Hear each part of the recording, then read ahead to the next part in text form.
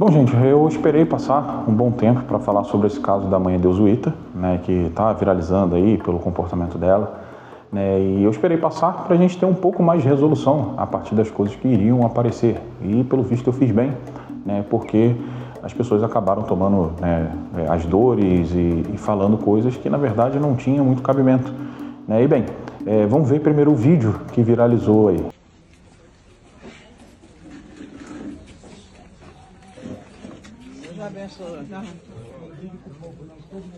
Eu sou assim mesmo. Eu sou filha do Shoguian. Minha língua está muito afiada. Entendeu bem? Não me olha como olho, não. Mas estava todo mundo feliz de receber a senhora. Minha mãe... Está me olhando de mau olho? Bom dia para quem eu não vi. Bom dia. Já tomei café. Vou ver se ela toma, já tomei café. Olha, quando o mais velho chega em um candomblé, os mais moços se levanta. Levanta! Você também, não olha pra minha cara não. Pode levantar, fica em pé.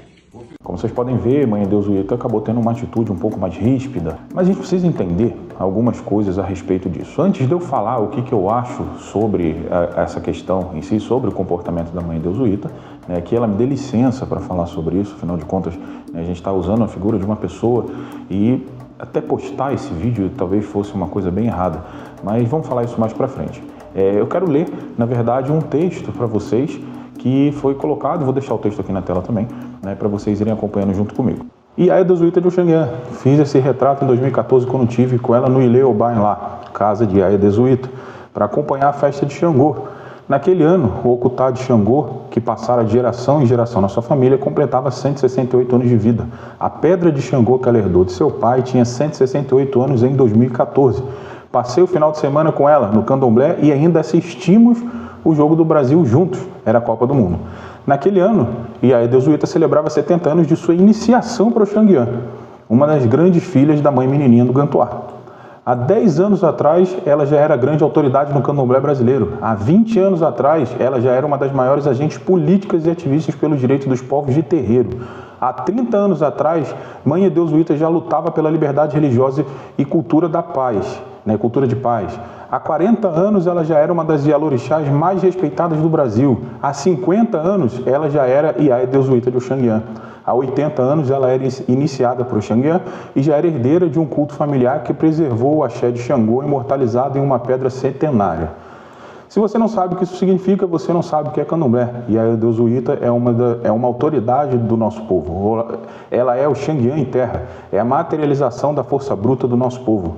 E sua contribuição foi muito importante para a nossa história. Bom, eu quis ler esse texto, né, que foi colocado para poder falar um pouco sobre a história de mãe Edeusuíta, para a gente entender a tamanha importância dessa senhora para o candomblé, e não somente para o candomblé, mas também para todas as religiões de matriz africana. Afinal de contas, ela lutou pela liberdade religiosa da gente, né? Mesmo você que é branco, mesmo eu que sou branco, tenho que agradecer muito a luta de mãe Edeusuíta para que hoje eu possa me dizer umbandista, macumbeiro, candomblecista ou o que for. Então a gente precisa entender que algumas coisas precisam ser colocadas no lugar, né? Quando a gente fala sobre a exposição de mãe Edeusuíta, foi um pouco complicado. Afinal de contas, o que a gente viu foi um corte da sua chegada, né? São 2 cortes que viralizaram aí, né? E esses cortes acabaram sendo uma situação um pouco complicada. Eu vou colocar o outro corte, né, para a gente também comentar sobre ele.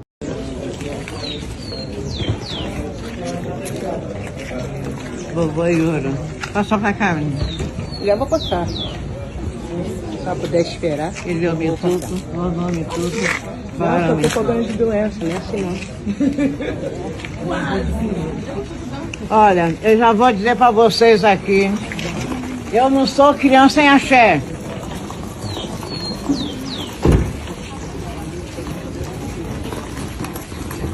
Eu tenho 80 anos de cargo, não é pouca coisa.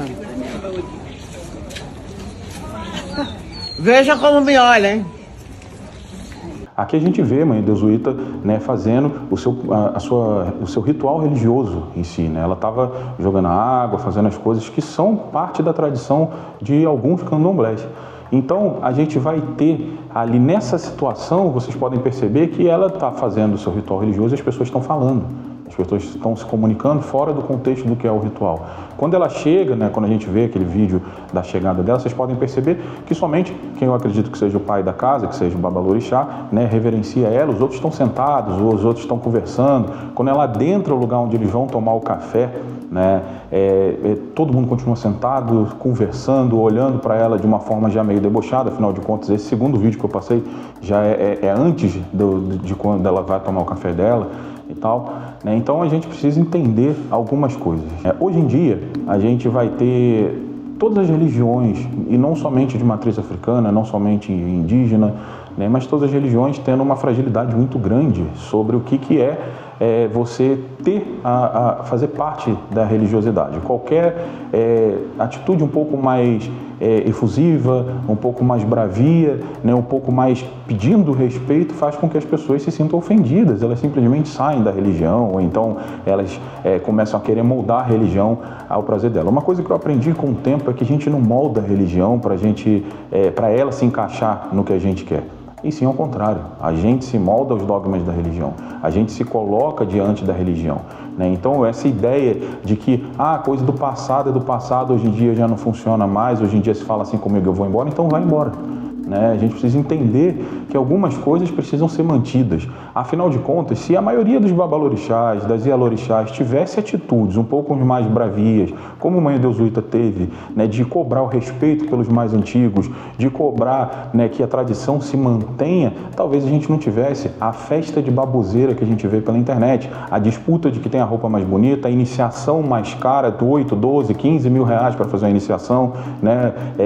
Quem tem a entidade que se sacode mais, que enverga mais, e assim vai, né? Então, se a gente tivesse talvez uma questão onde se respeita mais as tradições, se tem maior respeito pela tradição, né, como Mãe Deus Uita tem, se respeita mais a ancestralidade viva, né? Afinal de contas, a gente está vendo Mãe Deus Uita como uma ancestral viva, cara. Ela, tem toda a importância dela relacionado a tudo que ela fez. Vocês acabaram de escutar, a gente leu o texto sobre o que ela é, né? O que ela carrega, né? A cultura que ela traz. Aquele povo que está lá tivesse um mínimo de respeito pela história, respeito pelo próprio candomblé, não teria acontecido isso.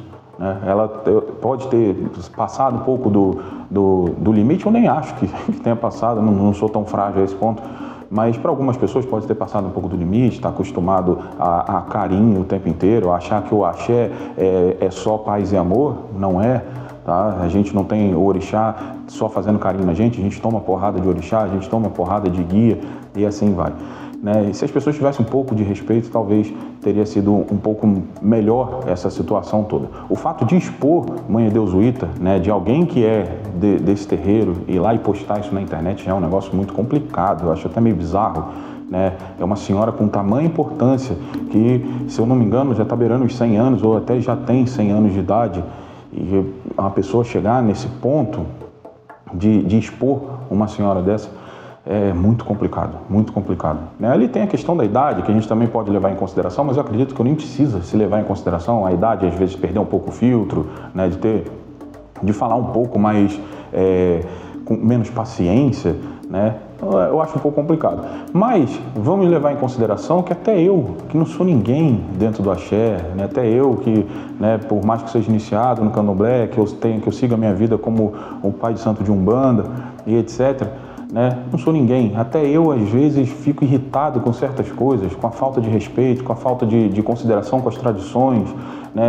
Imagina uma pessoa que passou por tanto, que passou pela ditadura militar, que passou pela perseguição à sua religião, que passou por racismo religioso de formas absurdas e hoje vê o candomblé assim, com pessoas jogadas no chão, não se levanta para reverenciar uma pessoa que tem tamanha importância dentro da religião, que não tem, ninguém consegue ter um mínimo de respeito pela própria religião, que viram uma palhaçada, que eu tenho certeza absoluta que se não fosse, em vez de ser a Mãe Deus Uita nessa situação, se fosse qualquer pai de santo babadeiro, como o pessoal adora falar, né, mãe de santo babadeira, que tem milhões de seguidores em TikTok, em Instagram e o cacete A4, as pessoas tinham ido beijar o pé. As pessoas tinham ido lá bater palma. Então, assim, vamos começar a colocar um pouco da mão na consciência e entender que tradição, ela é para ser seguida. Se você não se encaixa na tradição, não molde a tradição para você. Sabe? Você daqui a pouco vai querer o quê? Que tenha orixá vegano, porque você não come carne? Você vai querer o quê? Que tudo seja paz e amor? Surra de santo existe. Tá? E a surra de santo existe para quem tem santo. Se você não quer ter santo para não tomar surra através dos ancestrais que estão vivos, não participe. Então, assim, essa é a minha opinião a respeito, né, de Mãe Deus Uita, né, que ela tem ainda muitos anos de vida, que ela deixa esse legado pra gente, né, e que as pessoas começam a colocar um pouco de consciência, né, dentro da cabecinha e entender que a gente está falando de uma pessoa centenária, quase centenária, com tanta importância dentro da religião, que lutou pra gente estar podendo fazer nossa religião. Não levantar para ela é até um sacrilégio.